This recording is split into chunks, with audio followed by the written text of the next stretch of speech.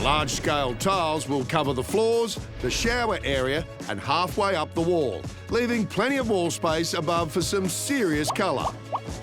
We wanted our bathroom this week to be a statement. We wanted it to be something, we want to push the boundaries, we want to do something different that hasn't been seen on the block before. And Jimmy was a bit apprehensive to start with. I wasn't too sure.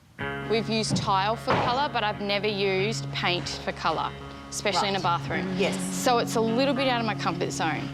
And Amber from Accent Paints came out and she helped me pick the colour.